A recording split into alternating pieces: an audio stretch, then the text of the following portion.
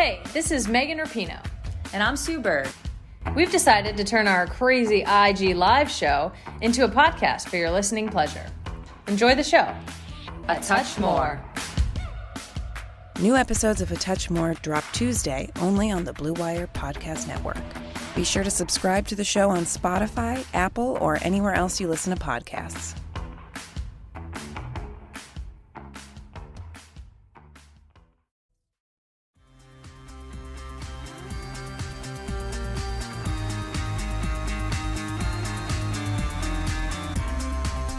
What is poppin', Hardwood Knocks listeners? I am Dan Favale, coming back at you with NBA Max founder and editor-in-chief and Bleacher Report editor, Adam Frommel. Please follow him on Twitter at Frommel09. We're going to continue chugging along with our Decade Player Ranking Series. I feel like we need to come up with a better way for me to intro this. It just does not roll off the tongue. Decade Player Ranking Series.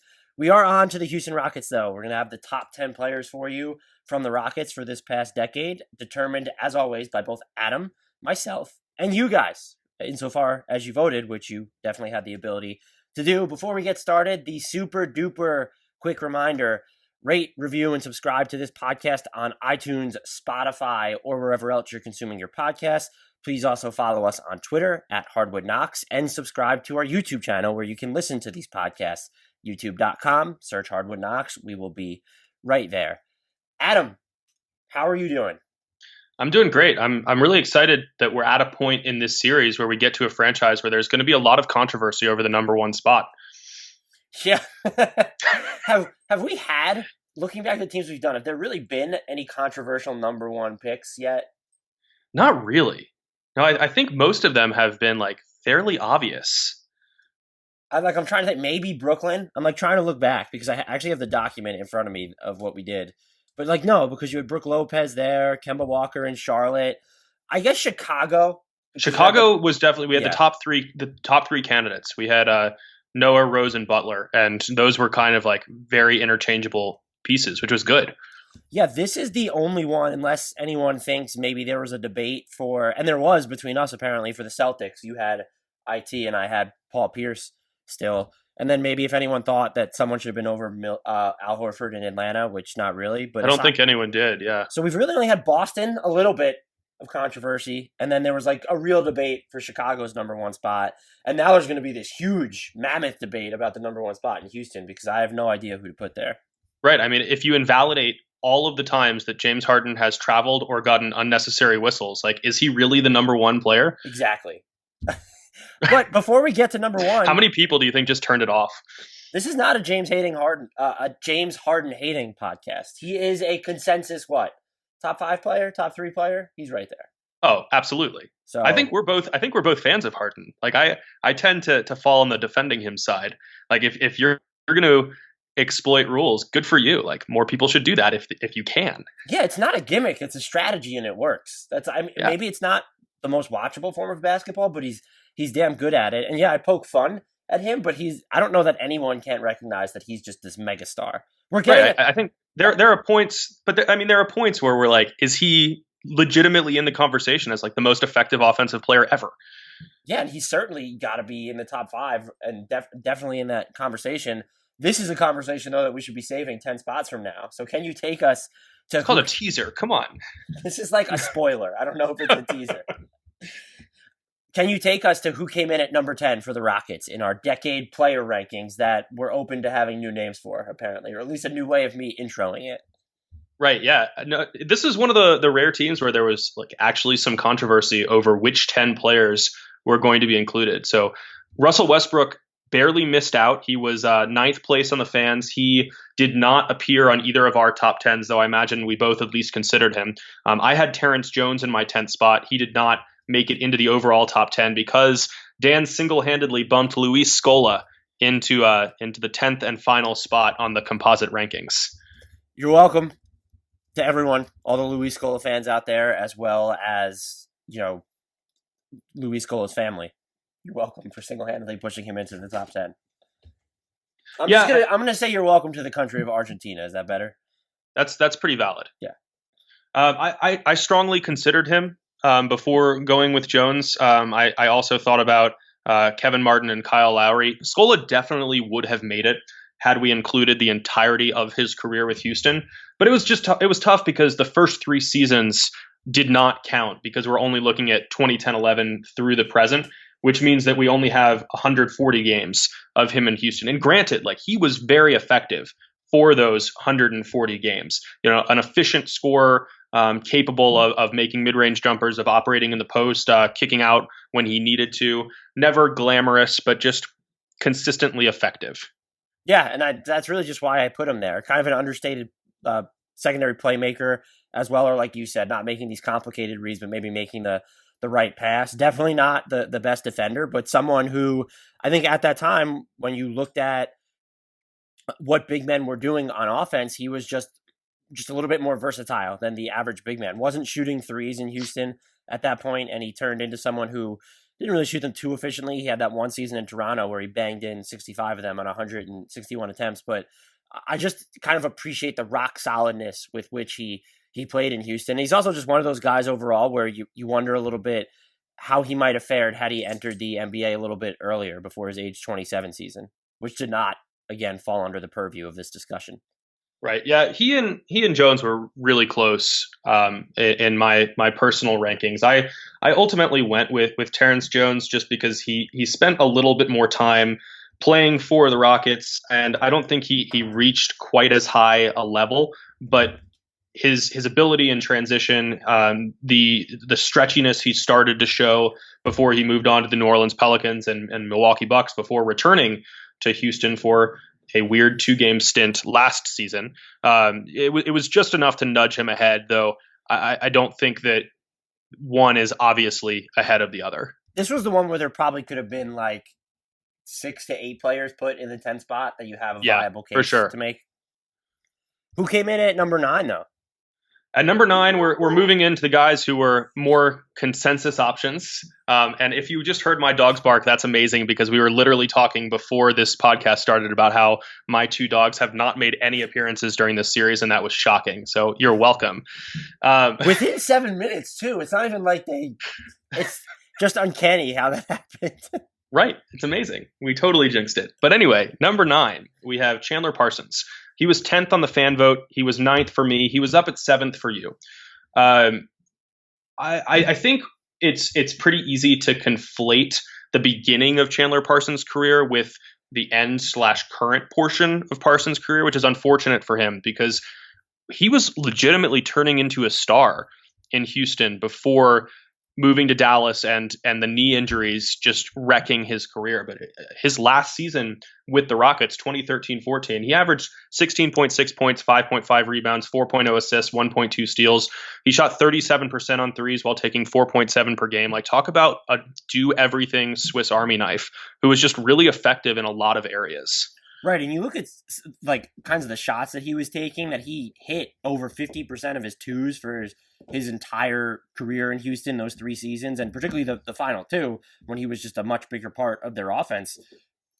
A super big accomplishment on his behalf. And then again, just this pretty good passer, probably someone who, if he were healthy now, maybe would have liked to see him play even more for back then, since he was, he dabbled in it, but that really happened more so in Memphis, is where he was used mostly at the 4. You still kind of viewed him as this 3 in Houston, and I feel like he could have been super mismatchy if he got more minutes with the Rockets at the power forward spot. Just a really well-rounded, potent offensive player, though. And when you're looking at, you have James Harden on those teams, in 2012, 2013, 2014, just a guy that complemented him really nicely, I thought. And I think you're absolutely right. He had those 2 pretty good seasons in Dallas, plus those final 2 seasons in Houston, but they're almost getting lost to now what we've seen since when he entered free agency again. Really didn't play in those 3 years in Memphis, and then had only played in 5 games with the Hawks this season. This has really nothing to do with the conversation. I was sort of mildly shocked that it seemed Grizzlies fans were so hostile towards Chandler Parsons at the end. I get when a max contract doesn't pan out, but he didn't force the Grizzlies to give him that max contract, unless they just don't think he took his recovery seriously enough. I never understand the hostility toward players themselves about the money. that they're making. They shouldn't be. I don't think they should be taking less unless they want to. That's their prerogative. And again, he wasn't holding anyone hostage. In fact, he probably chose Memphis over Portland during that, 2016 free agency, where I believe Portland also had a max contract offer out to him. And that was just an interesting way for his tenure to end with the Grizzlies. Obviously disappointing. Again, I just didn't fully understand the hostility. Can you find where we had him ranked among free agents heading into 2016? I can, because I feel like it's probably one of those that isn't going to have aged well, but I think it was justifiable at the time, just given how the NBA was already trending towards the switchability and the spacing on offense. And he really did seem to check all those boxes. I mean, I would think that if he had stayed healthy, that we're still talking about him as an all-star threat, regardless of which conference he ends up in. It just didn't pan out because of those knee injuries. And to your point about the hostility from Memphis, like I also had that impression because it always seemed to me like, and granted, we don't know what was happening behind the scenes, but I would imagine the fans don't either. Maybe they were tired of his yoga pictures or something. I honestly don't know. But it seemed like he kept trying to make comebacks. It wasn't like he just mailed it in after the injuries happened. Like he seemed to want to keep coming back. And they didn't want him at the end. He wanted to play, and they were just basically like, no, because they were going through the rebuild, obviously. In entering 2016 free agency, we had him sandwiched between Harrison Barnes and Dwight Howard in the number 14 spot. Not incredibly egregious. If there were any other noteworthy names ahead of him, aside from Harrison Barnes, we had Kent Bazemore behind him. Evan Fournier was behind him. Those are names that have panned out better, but Jordan Clarkson, that's not really a big deal. If we had gone, I feel fine with that. Yeah, that didn't age too poorly. No, and even like Festus Ezeli, like talk about another promising guy who is derailed by injury problems. Right. What up, Hardwood Knocks listeners? There's no shortage of action going on in our exclusive partner, Bet Online.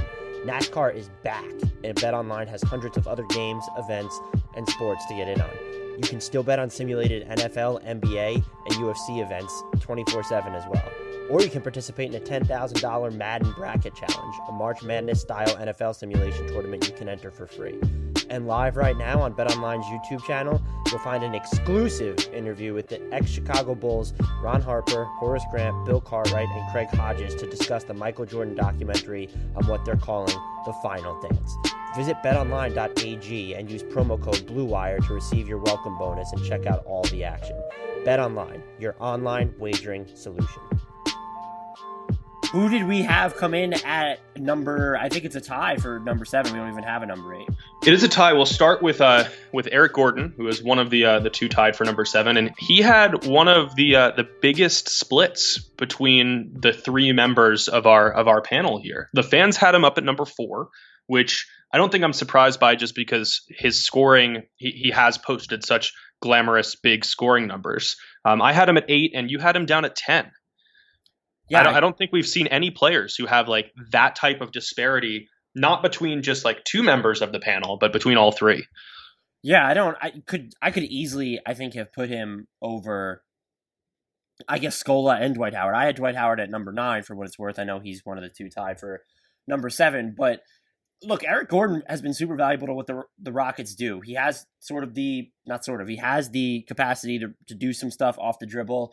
His super long threes really help space out the Rockets offense, even when they're falling at below league average rates. It's the volume that I think the Rockets do in certain instances, depending on the shot, value almost just as much as how often it's going in. And then my guess would be Rockets fans probably value what he's done defensively more than someone like us would, where we're zooming in for just a couple games, chopping in to watch the Rockets here and there, because he has been put up against threes. It's not where he has to cover these easier guards. He takes on some pretty tough assignments, and a lot of that has had to do with, when you had Chris Paul there, like, yeah, it gave you more optionality with Eric Gordon, but they and Patrick Beverley, but now also the burden's kind of a little bit heavier because Russell Westbrook is not Patrick Beverley or Chris Paul on the defensive end. So I could see them definitely appreciating that more. That's totally fair. When you're kind of in these, at least for me, when we're looking at 7 through 10, you're probably splitting hairs on many levels.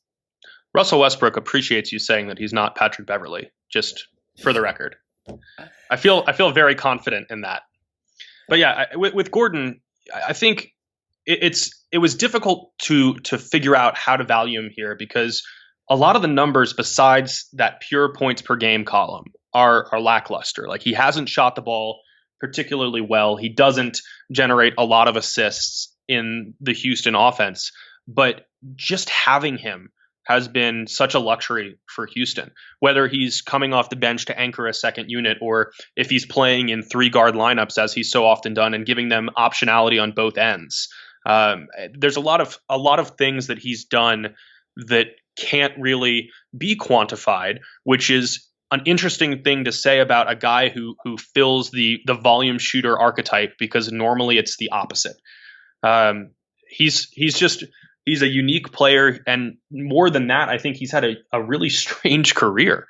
You know, I still associate him with those Clippers teams where it seemed like he was going to be the next superstar, just uber athletic, a promising shooter, and then the knee injuries held him back as he transitioned to New Orleans. And then it's kind of shocking that he's only been in Houston for 4 years, because it seems so much longer than that. But he's found a way to fill so many different roles and continue to add value even when his shot isn't falling, which I don't think we could have expected a half decade ago. Right. 31.9% on threes this season. That's certainly not going to help his case. Another guy, though, who has done well in free agency for himself, getting that $4-year, $52 million deal from the Pelicans in restricted free agency, I believe it was. And then he signs that big deal with Houston and then gets that huge extension this past summer, actually, from Houston, 4 years, 75.6. The final season is not guaranteed, though. I think it's contingent upon them winning the finals or something like that. I would have to double check that. And so he's entered, I don't even know if I should say he's entered free agency at the right time. He's just done really well for himself when it comes to signing new contracts, because again, that last one was an extension. And then I don't really consider restricted free agency just because teams have all the control in that situation. So, yes, his final season, it guarantees in full only if he's named an all-star or the team wins a championship before that season. That's an interesting non-guarantee. That is a very interesting non-guarantee. I like it. The other number 7, though, was Dwight Howard. Give me your thoughts on Houston-era Dwight Howard. So Houston-era Dwight Howard ranked 6th for the fans. He was 7th for me, and he was 9th for you. Another weird tenure, because he so obviously butted heads with James Harden. They clearly did not like playing with each other. Dwight was very much still in the I need my post touches, give me the post touches, even if they don't always work phase of his career. But he was still effective. You know, he was an all-star in 2013-14, maybe more because of reputation than actual production, but he did average 18 and 12 for that season. And he continued to be an effective double-double threat for the next 2 years with the Rockets. Was he a star? Not really, even if he was nominally an all-star. But I think that his tenure in Houston tends to be a little bit undersold, because we remember more the drama and the exit than the beginning of his time alongside Harden. Right. I don't know if I'm just sort of weighing the anecdotal stuff a little too much, where it just seemed like his tenure in Houston was such a massive failure. They only make one deep playoff run, and then they get trampled by the Warriors in the conference finals. I think it was in 2015. Which is understandable. Right. I mean, it was the Warriors. Although the Warriors weren't the Warriors at that point, though, to be fair. Their first championship season. But then they did meet them in the first round in 2016, and that's not a matchup that anybody wanted to see. It was just, his tenure in Houston did not age well, because it became increasingly clear that he just wasn't as useful for what he wanted to do, and that someone like Clint Capela would be easier to fit, because he would he wouldn't have a problem operating within that very specific wheelhouse. And that's something Dwight Howard has grappled with since leaving Orlando, because the league has changed. He's gotten older and less effective on those post-ups to begin with. And it does seem like something finally clicked for him with the Los Angeles Lakers this past season, but just sort of, too little, too late. His career was never really needed to be salvaged. He's never necessarily wanted for a job. But just his inability to make that adjustment with Houston, or I think the best version, or the version that they needed, the version that would have maximized that team, I feel like it is something that can be and was held against him for me. Yeah, I mean, like we've said, it's difficult to balance the on and off court stuff here. I think with him more than any other player, with Houston in the last decade. And on the flip side of that equation is a guy who is consistently boosted because of the intangibles that he brings, and that's PJ Tucker, who checks in at number 6 for us. He was number 8 for the fans. He was number 5 for both of us. But just the ability and the willingness to play center as a 6'5" guy operating in a potentially trend-setting super small ball lineup, that speaks volumes about the grit and the tenacity and the toughness that he's shown and attempted to lend his identity to the franchise as a whole. Yeah, and look, the Rockets defense hasn't always been good when he's at the 5. So let's make that clear. It has been incredibly stingy when he plays with Rocco as his foreman, but the bandwidth to have to play center and where he's not necessarily always defending centers, like the positionality that he gives you on the defensive end is crazy. And then I don't think he's missed a corner 3 since coming to Houston either. Like that's a huge deal. And that's part of his value too, is he is so seamless on the offensive end. It's not just someone who doesn't need touches. He's someone who doesn't need a certain number of shots, doesn't need a certain involvement in the offense, and it's not going to affect his defensive motor or engagement at all. And that's really tough to find. And he has really, I know the front office's imprints, specifically Daryl Morey, they have their imprints all over this, but like the model they're trying to lean into in Houston right now, it's not just, it doesn't exist without PJ Tucker. For all that James Harden has done to where they don't even really need ball screens anymore for him, it's like, let's cut out that middleman quite literally and let James Harden cook. What they're doing at this moment, or what they've gone to, the extremes that they're traveling, are impossible without PJ Tucker on this team. And I just don't think that can be overstated enough. Is he as valuable a player in the NBA right now as it gets without scoring double digits per game? Because he's only averaging 7.1. Yeah, I mean, yeah, that wouldn't even be a question. I think maybe we could even broaden that stroke to, is he as valuable as it gets among non-stars? He's got to be at least up there. Like he's the guy that I think every contender should want, even if you're not trying to play small all the time, because he's so seamless on offense and because he gives you not only that defensive engagement, but it's so much optionality on that end of the floor. We're going to set a record for the number of times you say optionality in one podcast. I view that as one of the words that I associate most strongly with you, so I was proud that I got to use it earlier in this episode. Any thoughts, remaining lingering thoughts on PJ Tucker, or do you just want to go into my overused vocabulary words? We could do that. I prefer the overused vocabulary words. I think that's I think your vocabulary is like the PJ Tucker of the podcast. It doesn't get a lot of credit, but it wouldn't be the same without it. Oh, that was sweet. I'm gonna blush. So anyway, number 5. We have Trevor Ariza at number 5. He was number 5 for the fans. I had him up at number 3. You had him down at number 6. This was really the first instance where there-ness, which is a concept we've discussed in every episode here, really, really mattered for me, because Ariza, he's one of 2 players alongside James Harden who has played 5-digit minutes throughout the last decade in Houston. He's played 10,831 minutes. That's well clear of Clint Capela in 3rd place and everyone else. And those weren't just filler minutes. One of the true 3-and-D guys through and through. And really, I don't think without Ariza's contributions, the Rockets lean as heavily into the small ball stylings and set the stage for PJ Tucker to take that to an extreme.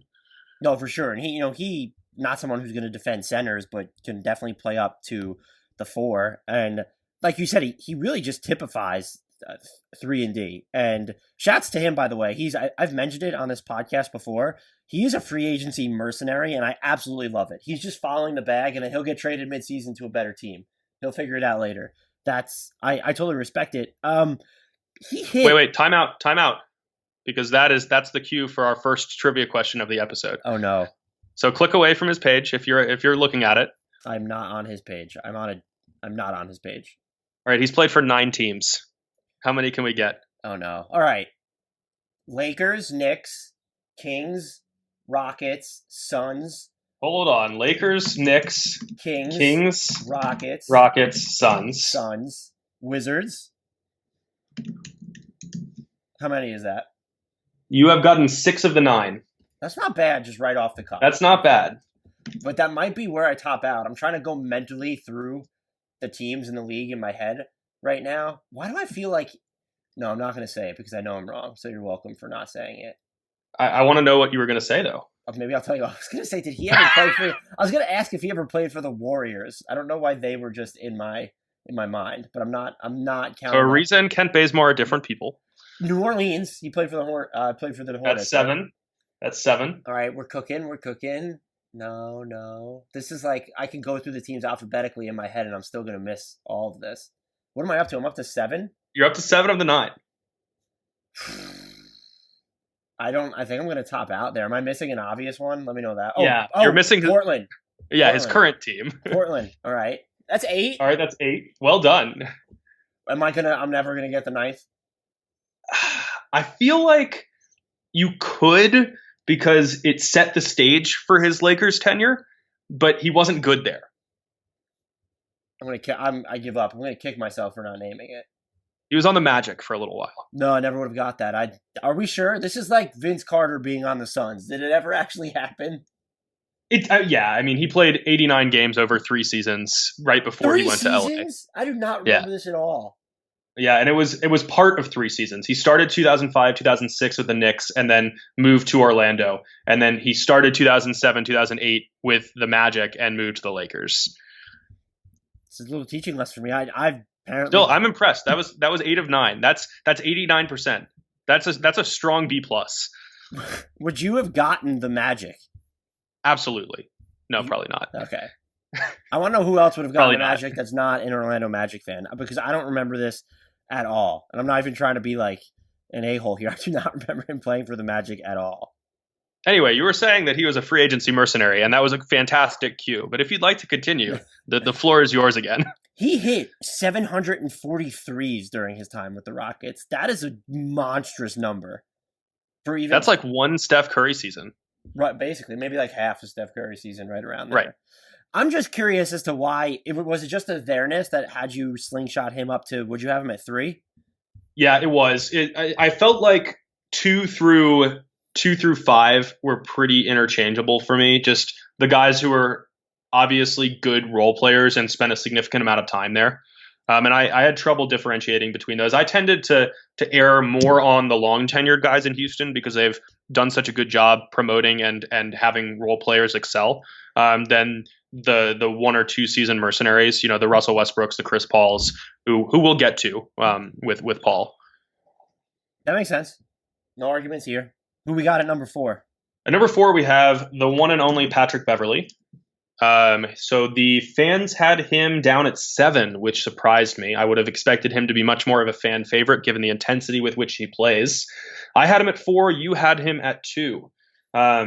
He spent 5 seasons in Houston at the beginning of his career and really forged that intense defensive reputation for himself there while developing into a quality sharpshooter. So yeah, I was surprised that the fans didn't have him higher here. Well, I think what we're dealing with is now Russell Westbrook fans are now Rockets fans. So we got some bias working here. And then maybe there are some incumbent Rockets fans who are just going to roll with the team no matter what, and so now they're Team Russell over Bevs. I don't know. I'm just spitballing here. So I put him 2. And my whole thing was, I don't think that this team ever sort of gets to the point where they can, one, acquire Chris Paul without what Patrick Beverley was doing, or to where James Harden is so effective without Patrick Beverley. Patrick Beverley plays a ball-dominant position by doing just the opposite, which is not dominating the ball. And yeah, do you wish he turned the ball over less when he was running pick and rolls? Sure, maybe had a little bit more punch off the dribble, but he can still attack the rim. He's a great catch-and-shoot three-point guy. Those are huge. Like, that's your point guard position. And then you're at the other end where has his reputation been mythologized a little bit? Maybe. But I don't even think so. I think he's that good on the ball. And look, that's what the thing is like when you're going up against other point guards, you're almost writing that matchup off no matter who you have, almost regardless of who you have defending the opposing point guard. You never really got to that point with Patrick Beverley. It was a wild card where it seemed like he could sort of neuter some of his opponents regardless of how starry they are. And then the Clippers and the Rockets have both taken it to extremes where they've thrown him on bigger players. Just his defensive mentality, even if you think that some of the plays were dirty, and definitely the stuff he did with Russell Westbrook where he's going after the ball, following the whistle, that's totally uncalled for. That grit, that tenacity, that intensity, I really just appreciate it. And I think that he's shaped the Rockets around James Harden more than anyone is really giving him credit for. I 100% agree with you. I don't think that those teams happen without him, because Harden is such a unique offensive player who doesn't necessarily always play point guard, but demands the ball and dribbles it in perpetuity, which is often a good thing for him. And to have a player who accepted his role as a weird point guard who, how many times do we call a point guard a true 3-and-D guy? But that's what he was. That's what he was, and that's it. Yeah, it's weird to think about, because for so many years we had that idea of a pure or true point guard, whatever the hell that was supposed to mean. And Beverly is like the exact opposite of that, and that's what made him so effective, and what allowed the Rockets to become this record-breaking offense that they've become. Right, and so he's just, when you remember him, and his story is probably part of it, where it's just going from obscurity to rising with the Rockets into one of the NBA's premier role player. I would say, regardless of how you feel as an opposing fan right now, he's also he's like the PJ Tucker of point guards. Like, you want him on every single championship team, a contender, I would think. There's not someone that would look at, even if you have other point guards, someone who could come off the bench or play next to them because he doesn't need the ball on offense and he'll defend whoever on defense. And so that's why I put him up to number 2. I totally understand there are other candidates here, but I was actually a little bit surprised that he was so low for the fans, even if we're going to bake in the whole Russell Westbrook now plays for the Rockets and Patrick Beverly does not equation. There was an obvious tier within our composite rankings where everyone from 2 to 5 was tightly packed together. So really, Ariza, Beverly, and then the next 2 guys we're going to talk about could have gone in any direction here. And number 3 is Chris Paul, who the fans had up at number 2. I had down at number 6, and you split the difference at number 3. I couldn't put him any higher just because there are so many guys who have spent a lot of time in Houston playing valuable basketball. And as good as he was, he only played 58 games in each of the 2 seasons that he was in Houston. And his injury against the Warriors, it was against the Warriors, right? I'm not misremembering that. Correct. Yeah. Sparked their collapse. And it's hard to blame him for that. We're talking about a point guard who's midway into his 30s, but it mattered. That was the lasting memory of his Houston tenure. And I say this as someone who, Chris Paul is one of my all-time favorite players. He is like the exact style of basketball that I enjoy watching. Flopping? Do what? Flopping? I love flopping. It's been around forever. If you can trick the refs, good for you. But yeah, I mean, like I couldn't in my head move him up any higher over these guys who have spent more time, and whose lasting memories aren't the injury that precipitated the fall. The thing that I think actually works in favor of him, though, is the Rockets went from fringe contender to bona fide championship contender when he came. And despite everything that happened, look at what Montrezl Harrell has become with the Clippers, Lou Williams, even Patrick Beverly, how important they are. And you can still make a case that, forget what happened afterward with the Russell Westbrook trade, but that Chris Paul was worth it for the Rockets to give up. He 100% was. 100% was. And I'm not trying to knock what he did in Houston. I didn't put him at number 2 either. So you preaching to the choir here. I do think, though, the argument that you're making, sort of the what if and then the injuries, that can technically work in favor of him, because the Rockets might have won a championship if not for Chris Paul's hamstring. And that's a testament to Chris Paul, just as much as it is a testament against Chris Paul. It 100% is. And like I've said, we're splitting hairs between these guys from really 2 to 6, or hamstrings, unfortunately. But yeah, he could, I don't know. I guess I could see, given that you put someone else at number 2, I put someone else at number 2, definitely a case to put him at number 2. It is sort of weird to have that about someone who was only in Houston for 2 seasons. And then we have spent a little bit of time talking about the circumstances around which certain players have left Houston, Dwight Howard. And those were not the rosiest circumstances for him to leave. No. There does seem to be like more of an agreeable consensus that it wasn't really, like, it just wasn't working. And because they actually had more success with him, it's probably easier to understand. He wasn't viewed as an anchor for Harden, is I guess what I'll say. Right. Yeah. Ultimately, he's 17th in minutes played for the franchise in the last decade. He's behind Ryan Anderson, Kevin Martin, Corey Brewer, Kyle Lowry, Jeremy Lin, who somehow didn't appear on any ballots, which I know surprised us. But yeah, he would have had to be totally transcendent with that limited amount of time to rise any higher on my ballot, given how many valuable players there have been. And maybe he was close to that level, but only for 116 games and not in the biggest playoff series of his tenure there. Big Chris Paul. It feels weird that I'm saying bad things about Chris Paul, because that never happens. You're compelled to demean their case or their value when we're making these arguments, which is not right. I'll never forget, what was it, Game 5 in Utah? I can't remember which one it was, where he just decided that the Rockets weren't going to lose, and so he took it over and just obliterated the Jazz. One of the best basketball players of all time. And if the season Where's he in your point guard rankings? He's, to me, not current, all time. Probably 2 or 3. I don't know who I have behind Magic right now. It's either Steph or Chris Paul, and I think they're, if I pick Paul for 2, Steph's probably 3 for me, and I might guess that Steph finishes 2 all time, but he's top 3 for me for sure. I'm in the same boat, and I think he's closer to Magic than we think. When you look at the numbers, even his playoff numbers, it's really just the absence of team success, where he doesn't have a ton of conference finals appearances. He doesn't have a championship, obviously, never made it to the finals. That seems to be the singular thing holding him back, and maybe a little bit people think that he's a shitty teammate, which I guess could potentially be true, but it seemed like the Thunder, with a lot of, they really weren't that young, but Shai Gilgeous-Alexander seemed to enjoy playing with him. Like, that team really seemed to embrace him, and so maybe it just takes the right set of circumstances. Maybe he's not someone who can play with an equal to a T, just because he and Harden were on the same level. And if you're with Oklahoma City, you can even look at Blake in Los Angeles. Yeah, Chris Paul was clearly better, but they kind of had the same level of stardom, and where in Oklahoma City he's not dealing with that, and he obviously never dealt with that while he was playing in New Orleans. Perhaps that's a little bit of it. There are things to nitpick with Chris Paul, but just even his playoff numbers for a guy who hasn't made it to the finals, he's only made 2 conference finals appearances, right? Did he make? Mm-hmm. Yeah. So for someone who hasn't, his numbers in the playoffs are just absolutely insane. And he's been one of the best playoff contributors of all time, shooting 100% from mid range, and I won't listen to cases to the contrary.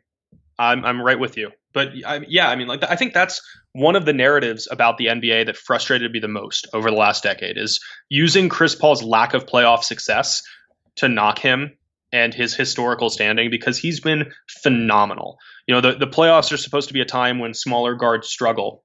He hasn't. You know, his shot has remained consistent. He's been an impactful defender. His passing somehow elevates to another level. He's been unbelievably good in the playoffs. And I really hope that down the road that doesn't continue to be held against him, because in all likelihood, he's not going to earn a ring unless he ends up serving as a mercenary really deep into his 30s. I'll tell you right now. Do we really remember? Lakers fans are hoping there's an amnesty clause in the new CBA that ends up where the Thunder cut their losses and Chris Paul ends up in Los Angeles. Do we remember that Dominique Wilkins never made a conference finals? Like, that's, I don't think now, I think enough time has passed now that isn't really the first or one of the first things that come to mind when you think about that Hall of Fame player. And I hope that something similar happens a decade from now, where we can remember Chris Paul how he deserves to be remembered, and not because he happened to play for teams where, you know, Blake Griffin gets hurt and they get knocked out of the playoffs, or they run into terrible matchups, or he gets hurt and they get knocked out of the playoffs. It's been a string of bad luck and poor circumstances, but he's been phenomenal as an individual, and that's all you can ask. I do think time will help once he's retired, but so many arguments are still boiled down to count the rings. It happens with Kobe. It happens with Jordan. They care about the records in the finals. It doesn't matter that LeBron has had a zillion bites at the apple. It's that because he's only gotten 3 apples that it matters. So I think there's always going to be that level of debate. But maybe when you're talking about guys on just a separate tier, although that's not a conversation I want to have right now. But maybe with time, I do think that Chris Paul's reputation will improve. I still do think if he doesn't end up winning a ring, that there's always going to be that element against him. And it does feel a little bit of, just because that's what so many conversations when you're looking at all-time arguments, that's what they tend to boil down to sometimes. And maybe we'll move beyond the ring arguments as a consensus. I think basketball media members and many fans have moved beyond it, but I also think there are a ton of people from both sections, media members and fans, that still really lean on the ring counts. Look, I'm just glad that the people who use ring counts are consistent and like unanimously agree that Robert Horry is better than Michael Jordan and that Bill Russell is really the greatest player of all time. Like the consistency in those arguments is fantastic. I agree with you. Can we move on to the consensus number 2? You don't want to keep airing our grievances about historical things? I almost got into an all-time debate that I didn't even want to have. And it's not even one that I was 100% sure of, so I'm glad I didn't say anything. That's like, I'm teasing. I want to know what it is now. Maybe I'll tell you off air. I feel like we're on the Hoop Collective right now with the amount of things that we're teasing and we're not talking about. So anyway, back on topic. At number 2, we have Clint Capela. He was number 2 for me. He was number 3 for the fans, and he was number 4 for you. So I think we at least all agreed that he was in that tier where he deserved to be talked about as a legitimate answer in the non-James Harden section of these rankings. Was he a star? No. But he's played his entire career thus far with the Rockets because he has yet to appear for the Atlanta Hawks. And just a phenomenal rebounder, a guy who understands and thrives in his role as a rim runner, as a rim protector, as a guy who isn't asked to do too much on the offensive end, but excels in the role that he's given. Which leads me to my second trivia question of the episode. Oh, man. All right. So Clint Capela has shot 63.4% from the field throughout his career. Among players in NBA history who have taken at least 1,000 shots, where does that rank all time, and who's above him? I just want to point out that if you didn't put the shots qualifier in there, Mitchell Robinson would make this list. That's why I put it in there. I didn't want to give Knicks fans anything right now. DeAndre Jordan. That's a lie. They deserve something. DeAndre Jordan. DeAndre Jordan is number 1 all time. How many people are in front of Clint Capela? That's part of the question. You have to answer that. I'm answering the number, not the name of the players. Number and the names. I'm going to say there are only 3 players in front of him. Nailed it. And you've already named one of them. Is Ryan Hollins one of them? Ryan Hollins is not one of them. He is 11th. Okay. I don't think I'm going to guess the other ones, or it's going to be like a dope moment. Do you want me to just tell you the answers here? Yes, please. Put me on my misery. All right, so the top 5. At 5th, we have Jarrett Allen. At 4th, we have Clint Capela. At 3rd, we have Jakob Poeltl. I never would have got that. At 2, we have Rudy Gobert. And at 1, we have DeAndre Jordan. The top non-current players are Artis Gilmore at 6th, Andres Biedrins at 8th, and Ryan Hollins at 11. Yo, shout out Andres Shaq's at 12th. Andres Biedrins. Shout out to him. He's always deserving of a shout out. But anyway, any thoughts on Clint Capela besides his super efficient field goal percentage? I was laughing while you were talking because you said your argument to him started out with he wasn't a star, but he played his entire career to date with the Rockets. It felt like your case was just going to rest on theirs. But no, he was really good. And I think what stops me from putting him higher, I appreciate his mastery within his little nook and cranny of the NBA. And it's not to marginalize the role that he played, but there are a lot of players who would have wanted more to dribble on the offensive end. It's the little things. He wasn't someone, he still tried to work when the Rockets weren't having him set as many screens where he could hang out in the dunker spot. So I appreciate all that. It just feels like his tenure with the Rockets kind of flamed out. And then it took a little too long to get going, where they were basically had him on a minutes limit, it felt like, for the first 2/3 to 75% of his career. And that's just why he could never get as high for me. And I also don't really know how much he elevated the defense. Was he ever this true defensive anchor, or was it because the Rockets had some just, solid wings around him at points where you look at Capela was playing with Tucker and Ariza? That seems like a big part of it too. So it's not to downplay what he did for the Rockets. I have him at number 4. That's pretty damn high. I wonder. I'm going to be interested to see how he fares in Atlanta because they have a lot less, at least veteran defensive talent than some of those. A little less defensive talent. Well, look, they still have Cam Reddish and DeAndre Hunter, these guys who profile as good defenders, but Trae Young is awful, and you can't put him in the post like you could with Harden. And so there are going to be new challenges there. But to your initial point, and what I think is the most important point, is there are players who would have wanted more at some point, even after they had gotten paid. And I think we've even seen that with Rudy Gobert in Utah, definitely this season, where he wants just a little to expand his offensive portfolio a little bit. That does not show a lack of ambition on Clint Capela's part. I just think it shows an understanding and then the capacity to adapt, because again, his role was decreased, it seemed like, as time went on, at least over the past 2 seasons in Houston. I think we can look at something as simple as his free throw percentage as a testament to how much he's worked to get better without demanding an increased role. So during his rookie year, admittedly in a very small sample size, he shot 17.4% on free throws. Is that good? That's Shaq might call it good, but that's about it. I don't even think Chris Dudley would call it good. That's fair. Maybe Chuck Hayes. There are a couple guys. Andres Biedrins. But, he elevated that to 37.9% as a sophomore, then 53.1, then 56, then 63.6 last year.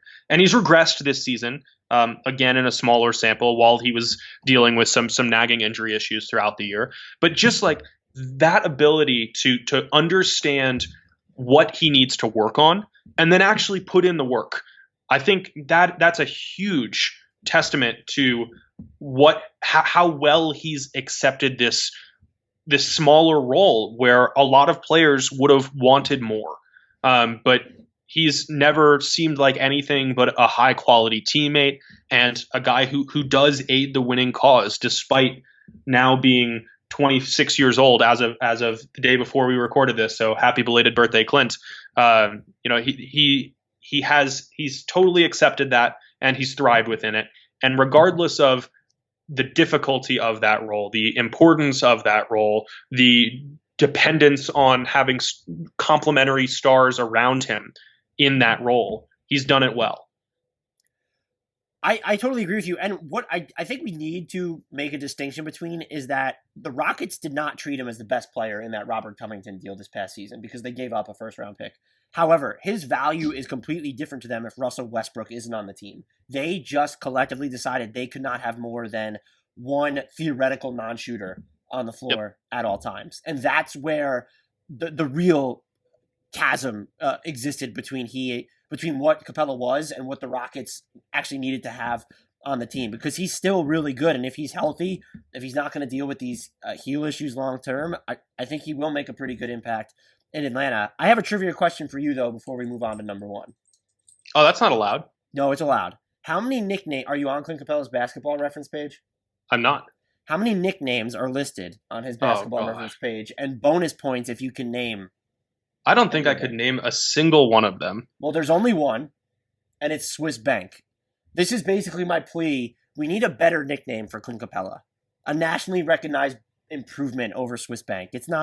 I'm not here for it. How many bank shots has he hit with his time with the Rockets? Probably none, because you usually don't bank dunks. But I've always felt like he's one of those guys who doesn't need a nickname.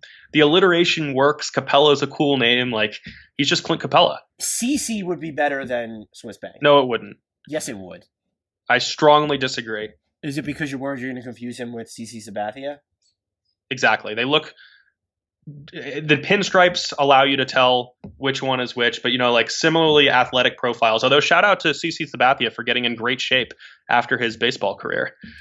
You're now going to think of Clint Capela, though, whenever you have to CC anyone on an email. You're welcome. That's probably true. Who's at number one? Let's unveil this big-ass mystery. I know it's shocking. It's James Harden. He was number one for the fans. He was number one for me. Dan had him down at 9th, which I still don't understand. But, even if, let's say that Harden was bad at basketball, he still would have been a candidate for number one because he's played 22,474 minutes for Houston this decade. Capela's in second place at 10,831. Harden has spent more time on the court than any two Rockets combined during the last decade. He spent about as much time on the court as Clint Capela, CC, Patrick Beverley, and Eric Gordon combined over the last decade. So even if we take out his ridiculous offensive game and his underrated defensive game, he would still be in this conversation. Like, I think this is as obvious a number one as we're going to have for any franchise aside from maybe Cleveland. Well, didn't Kyrie have some number one votes for that, or am I misremembering? Maybe he did, but he shouldn't have. That's fair. I would have said Kemba in Charlotte. I don't know how you put anyone over him for that. I don't know if he's going to be. I think it's a clear case. Something I did look up though with Harden. So whether or not you like watching him play, since he's been with the Rockets, and I should actually change this because now it's going to be a more impressive list. So I'm looking at the 2012-2013 season through now. He has scored 5,428 points on free throws alone. I'm just going to throw out a couple of players who have not even scored that many points during this time. Danny Green, total, not at the free throw line. J.R. Smith, Dion Waiters, Brandon Knight, DJ Augustine, Ryan Anderson, Tristan Thompson, Derrick Rose. That's a little. Frank Ntilikina. That's mean. Frank Ntilikina has absolutely scored 10,000 points since then. I'm just saying, James Harden has scored so many points at the foul line that if you can just look, and I know that someone like Danny Green's a role player, but James Harden has scored more points at the free throw line since 2012 than Danny Green has scored in NBA games. Right. Yeah. I mean, that's an impressive offensive wizard. It is. It definitely is. Everything about James Harden's offensive game is impressive. Draymond Green's on that list too. But anyway, he's number one, and there's no intellectual exercise to have here. It's just James Harden is number one. If you want to talk about where he ranks relative to the rest of the league, whether you think he'll go down as a top, could he go down all time? It's probably even hard to have the shooting guard discussion. He's top three. Is that too ambitious? Among shooting guards? I think that's too ambitious right now. All right. But I think it depends. Well, yeah, I think it's too ambitious because you're obviously going to have MJ and Kobe ahead of him. Are you going to have Wade ahead of him? Probably. Are you calling Jerry West a point guard or a shooting guard? Right. But after that, top five for sure. I think that there is a legitimate scenario in which he goes down as a top 20 player all time. But yeah. In the context of this specific conversation about the Rockets, it couldn't be any more clear. And it's only when you start throwing his name up alongside other legends of the sport that it gets interesting. And that's telling in and of itself. The dearth of rings will hurt him. And then unlike CP3, he definitely has some really bad playoff moments / stretches to point to. And I think that will work against him heavily in these type of conversations. Whether that's fair or not, I don't know. As my puppy just leapfrogs through his bubble, he's a maniac. Anyway, carry on. Real life podcasting here, folks. James Harden has scored more points without including his free throws than Thor. Don't be trash talking my puppy. He's only 14 I'm not. years old. Yeah, all right. He's a great energy guy. Who were some of the honorable mentions? The honorable mentions were interesting on this one. We had Kevin Martin at 11. We had Luis Scola at 12. This is in the fan vote only. Then tied for 13, we had Tracy McGrady, who did not play for Houston during this decade, and Yao Ming, who played 5 games for Houston during this decade. So maybe those were read it as all-time rankings. Oh no, not that person. Oh, it was multiple those people. Those people, yes. Both of them appeared on multiple ballots. At 15, we had a tie between Kyle Lowry and Lou Williams. I think it's easy to forget that Kyle Lowry spent any time in Houston and kind of had a coach killer reputation before moving to Toronto. But I personally like to think that he's only played in Toronto throughout his career. It's the only team I recognize. I recognize the Knicks a little bit because it felt like that deal was going to get done. But only the Raptors That's fair. and Knicks. That's it. We'll give you that. 17, Chuck Hayes. 18, Ryan Anderson. 19, Terrence Jones. 20 was a tie between Carmelo Anthony, Nene, and Omer Asik, because those are 3 very similar players. And tied at 23rd, we had Corey Brewer, Isaiah Hardenstein, and Robert Covington. Okay. I don't know why Melo had to be a troll. We play 11 games there, 9 games. They weren't very good either. Twice as many as Yao Ming, though, just about. And to be clear, we also did delete one ballot because it was an obvious troll ballot that had Aaron Brooks at number 1, Sam Decker at number 2. James Harden didn't appear. Joe Johnson and Lukumba Mute got some votes from that one. Oh, I miss Mute. Yeah, so I guess we can at least mention those names because they were relevant enough to show up on that ballot. But we do have the ability to throw out ones that are obviously trying to dilute our process here. Sam Decker definitely filled out that ballot. That's my guess. And just try to like hide it by only having himself second. Yeah, because if you put yourself first, that we'd automatically think it was him, and maybe he's thinking now that we think it's Aaron Brooks, but we know better. So we do know better. That's the type of deduction that you can expect here at the Hardwood Knocks podcast. Do you have anything else to add on this? We went almost a full hour on the best 10 players, the top 10 players that played for the Houston Rockets this decade. I think we covered a lot here. I still want to know the topic that you are refusing to bring up, but I suppose we can do that off air and potentially do a future episode. Yeah, it's definitely content for another podcast. It's nothing too spicy. But if you would like to maybe be present for that future podcast, please rate, review, and subscribe to us on iTunes, Spotify, or wherever else you're getting your podcasts. Remember to follow us on Twitter at Hardwood Knocks. You can also follow us on YouTube at youtube.com. Search Hardwood Knocks, and we'll be right there. Until next time, when we will be on the Indiana Pacers. That should be a fun one. We leave you with a shout out to the one, the only Chuck Hayes, who I tried intensely to get into my top 10, but it just wasn't working out. Shout out to Chuck Hayes.